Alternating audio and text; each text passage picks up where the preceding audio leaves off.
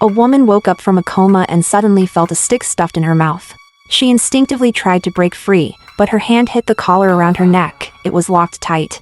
She glanced around in panic and saw me squatting across from her, but I wasn't as flustered as she was.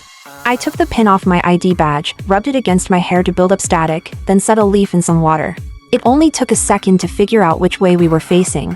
When we reached the clearing, we realized it wasn't just the women, even the men had the same collars around their necks. There was a wooden crate in the middle of the lawn, and a bold guy in a hat walked straight over to it, grabbing the crowbar lying nearby. When he got ready to pry the crate open, everyone held their breath and stared. No one expected a pig to dart out, and we all let out a sigh of relief until the guy in the hat noticed something else inside.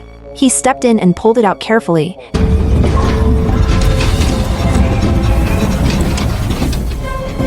And when we saw the rack of weapons and gear, everyone swarmed over.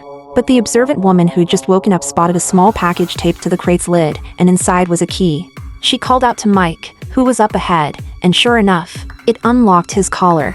We took off everyone's collars and started passing out weapons, but just as we were feeling relieved, disaster struck. The woman was shot in the head right then and there. Mike hid behind the crate, terrified, and saw the enemies in the bunker across the way. Then a man grabbed 2 weapons and charged forward, only to be riddled with bullets in an instant. Another woman fled in the opposite direction, and she was almost in the woods when she fell into a trap. Mike thought she was dead, but he heard her screaming for help and ran over without hesitation. Lucky for her, she wasn't badly hurt. Mike helped her up and they ran toward the woods, but he stepped on a landmine. The rest of us all fled into the trees. Soon after, I reached a convenience store. Inside were an elderly man and woman. I asked for a pack of cigarettes to calm my nerves, then pulled a $100 bill from my pant leg. While the old woman counted out change, the old man secretly grabbed the shotgun behind the counter.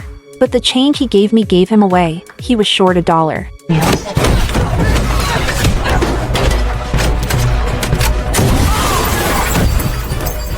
That's how I became the first woman to fight back and kill one of the hunters. When I opened the storage room, I found 3 more bodies. They were the people who'd escaped with me.